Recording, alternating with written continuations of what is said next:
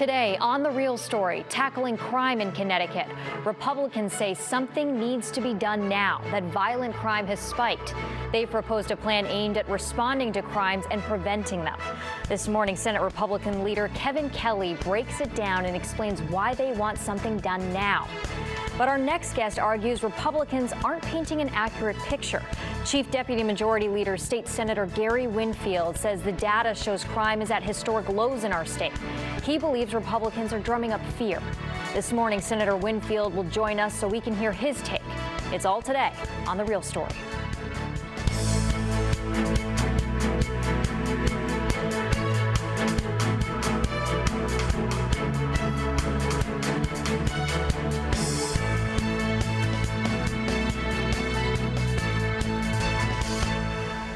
Good morning, and thanks for joining us on The Real Story. I'm Jen Bernstein. It's a big debate in our state right now if there is a crime problem that needs to be addressed immediately, and if so, how? Now, for the most part, Republicans and Democrats aren't on the same page. Both sides going back and forth, disagreeing about crime rates. Republicans have been calling for a special session to address what they say is an uptick in violent crime. In fact, Republican leaders came out with a three-part plan to address crime and prevent it. It calls for requiring a next-day court appearance for juveniles, requiring GPS monitoring for juveniles arrested for violent crimes or repeat offenses, lowering the age of transfer to adult court for violent crimes from 15 to 14. It calls for the rollback of some parts of Connecticut's police accountability bill.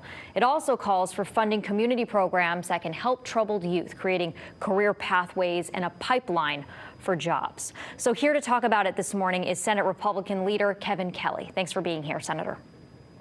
Thank you for the invitation. Good morning, Jen. Good morning. All right, so I read the plan.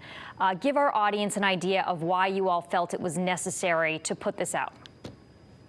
Well, I think what's happening, you wake up every morning, you see something in the news. We've just seen a shootout on 91. There's women in Marlborough that are taking martial arts for self-protection because the fact of the matter is Connecticut families don't have peace of mind. And that's because there's an uptick in crime, and it's across the state. It's in our suburbs, it's in our cities, and it requires a response. And so what we did was looked at something from both short-term and long-term. Short-term, looking at criminal justice reforms like getting a youthful offender before a magistrate or judge within a day so that they can get the needed support systems that they lack in the community attached to the individual so that we can engage in corrective behavior. We don't want these youth to continue to be youthful offenders and repeat offenders, and this is one way to do it. We're also offering real opportunity and hope for kids in the city. Looking at ways to create a pathway to meaningful and real jobs. The governor had information last week that showed a manufacturing job in Connecticut is averaging about $96,000 a year.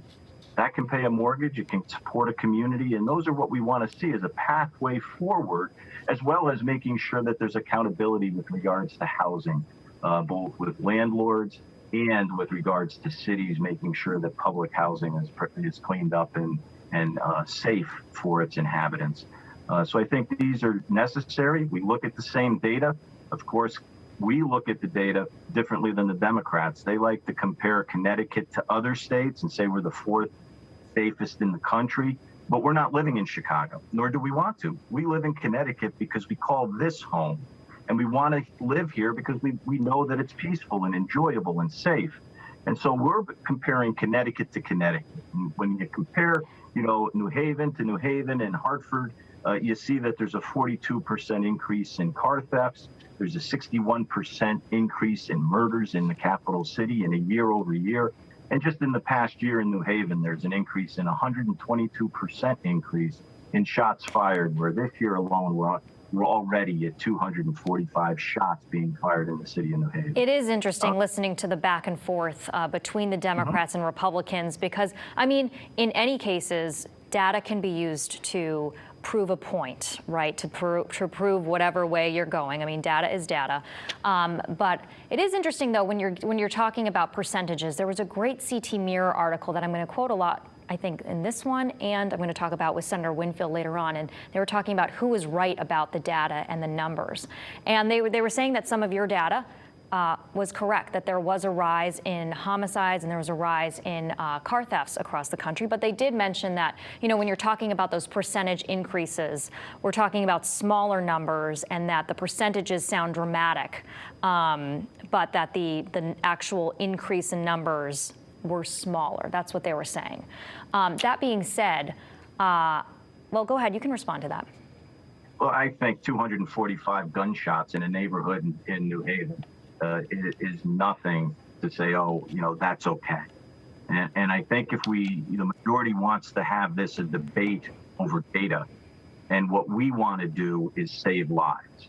That's what our agenda is. And that's why we put this forth, to not only look at how to correct the current issue and the current violence that's happening in the short term, but also look at long-term fixes and how do we avoid crime in the first place, and how do we give kids a real opportunity to go in a different direction other than a life of crime. And when we get into this argument over data, it doesn't do justice to the lives that are being lost. I mean, you see kids got shot in the face in New Haven last week. You have an innocent kid in a car seat gets shot. You had a woman in Hartford cooking dinner for her family. She gets shot in a drive-by. And this is where innocent bystanders are being affected. And that's what we have to focus on. That's what people are demanding. They don't feel comfortable. They don't feel safe.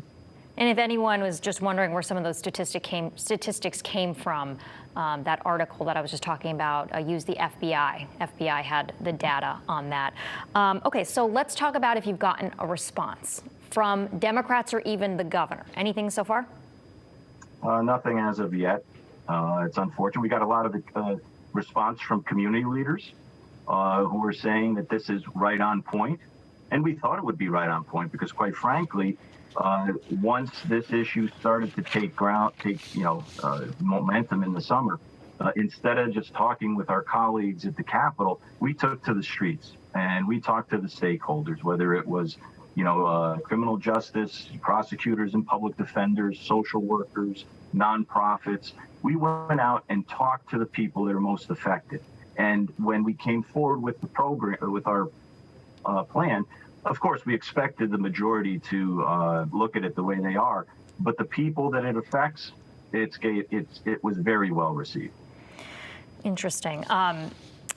We do know, okay, so as of right now, you're only hearing kind of from community leaders. We know you called for a special session. That got a big no from Democrats. So it sounds like as of right now, it's going to be possibly handled in the next session. Are Democrats coming around and saying that there's any piece of crime reform that they're willing to talk about? I know Governor Lamont had a quote where they said, I think it was actually Max Reese telling The Current that their administration remains focused on ensuring repeat juvenile offenders are held accountable for their crimes and do not pose a risk. So when I hear that, that tells me that they're looking to do something about it at some point. Well, I would hope they would look to do something. And I always believe that good ideas attract friends. And I think our plan is chock full of good ideas. And ideas that I think will work for the betterment of our state. And hopefully we don't have to wait till February, but that we can start the work sooner rather than later, because we believe the youth of the state of Connecticut are worth fighting for. Are you concerned with some of the punishment pieces that you've put in your plan, that it could increase racial disparity in our state? Well, two points here. First and foremost, yes, I'm always concerned about racial disparity. And I am mindful of the report that shows that there's a disproportionate share of minorities in our prisons. But our plan is not about punishment. Our plan is really about opportunity and hope. It's trying to create a pathway so that we can, if somebody is a youthful offender, that they can get the services they need and the support that they need to have corrective behavior.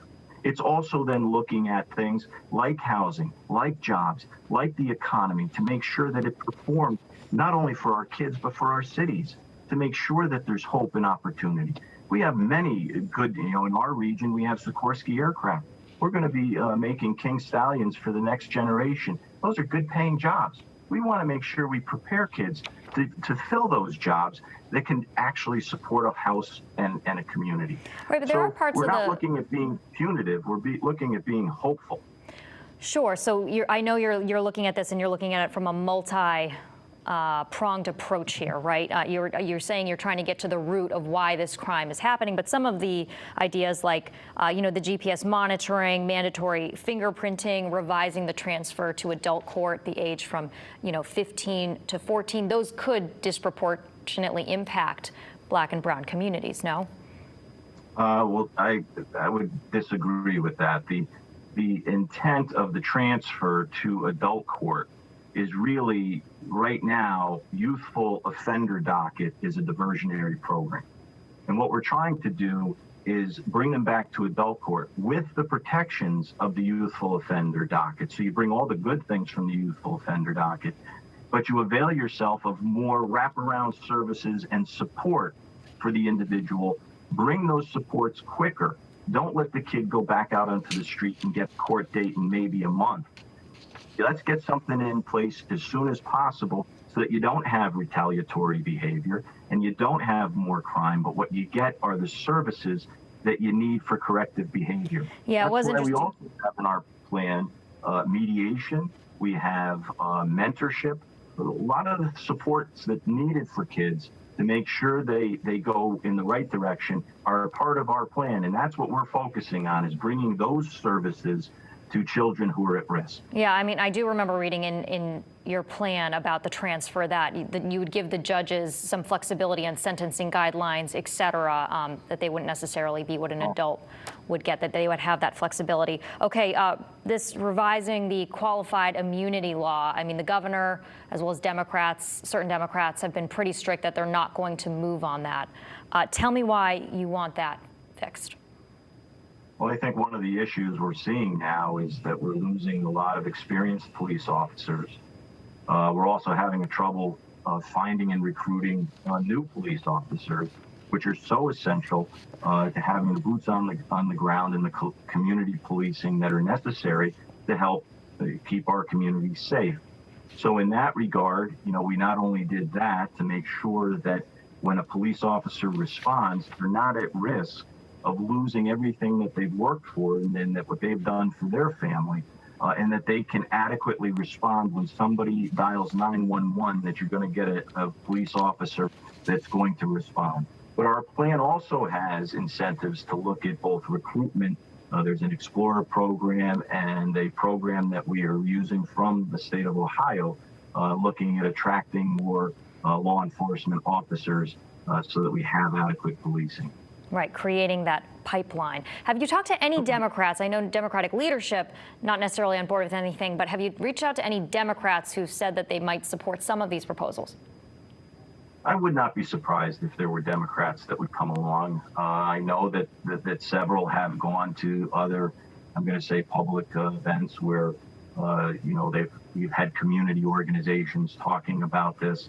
So I think there's an opportunity for conversation, and that's what this really is. This proposal was the beginning of what we hope would be a communication, a conversation, collaboration. It's an open door, more or less, and we hope that the majority works with us to get the results that the people demand. And we are having that conversation right now. State Senator Kevin Kelly, thank you so much for coming on The Real Story. Always appreciate your time. Thank you very much. Have a nice day. You too. And ahead, Chief Deputy Majority Leader State Senator Gary Winfield has a different take. His thoughts on the Republican plan and what he thinks the state should be focusing on when The Real Story continues.